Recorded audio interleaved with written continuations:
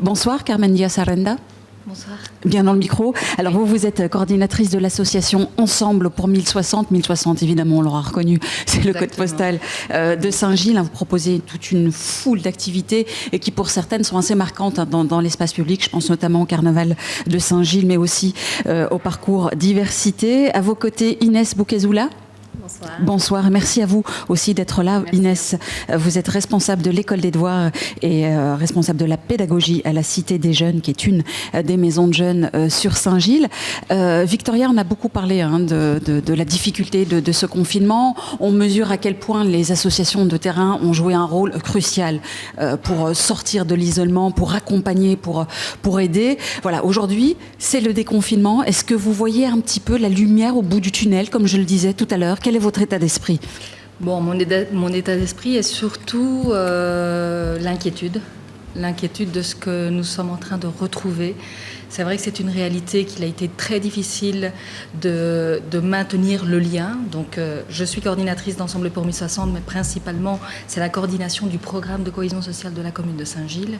Et donc, ce sont plus de 28, entre 28 et 30 associations qui travaillent avec les jeunes, les enfants, les adultes, précarisés, on va dire, principalement dans l'idée de créer et de maintenir un lien. Ce lien a été, durant le confinement, a tenté d'être maintenu, et là, on le reprend, effectivement, on revit, comme le dit votre programme, mais on retrouve beaucoup de difficultés, on retrouve des situations d'extrême précarisation. On retrouve les mêmes personnes qui étaient déjà dans notre réseau avec des difficultés accrues et de nouveaux publics. Il faut savoir que principalement les activités que nous menons, ce sont du soutien scolaire pour les enfants qui ont des difficultés. Normalement, c'est lié à des difficultés psychosociales et culturelles de suivi à l'école. Nous attendons à un énorme décrochage scolaire. Déjà avant le confinement, l'offre des écoles de devoirs n'était pas suffisante. Ça va devenir plus grave encore.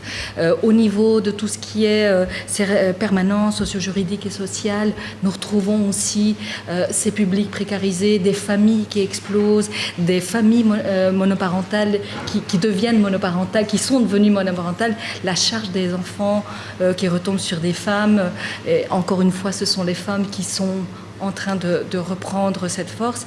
Et nous sommes là, donc nous avons décidé principalement pour les prochains mois de déplacer plusieurs des activités qui allaient être étalées durant l'année pour le faire en été.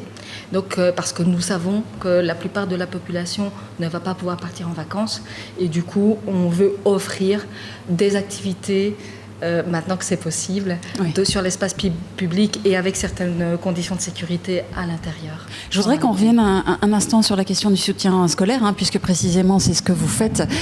Inès Boukezoula, je le rappelle, vous êtes responsable de l'école des devoirs et de la pédagogie à la Cité des Jeunes. Tout à l'heure, je vous disais, c'est vrai que cette émission est orientée déconfinement, mais vous me disiez, ce déconfinement, c'est parfois encore du confinement pour certaines familles où les enfants ne vont pas à l'école. Quelle est la situation que vous observez aujourd'hui sur le terrain? Justement, vous disiez tout à l'heure, c'est l'intitulé de l'émission, Bruxelles revit, mais il y a beaucoup d'enfants qui sont encore cloîtrés chez eux, qui ne sont pas encore scolarisés, qui n'ont pas repris le chemin de l'école. Et pour ces enfants, la plupart d'entre eux, pendant pratiquement 3 mois, ils ont été complètement coupés de l'école. Donc on n'arrivait plus à les rejoindre, ils ont disparu des radars. Et ces enfants-là, aujourd'hui, vont continuer à ne pas avoir de lien direct avec l'école jusqu'à septembre.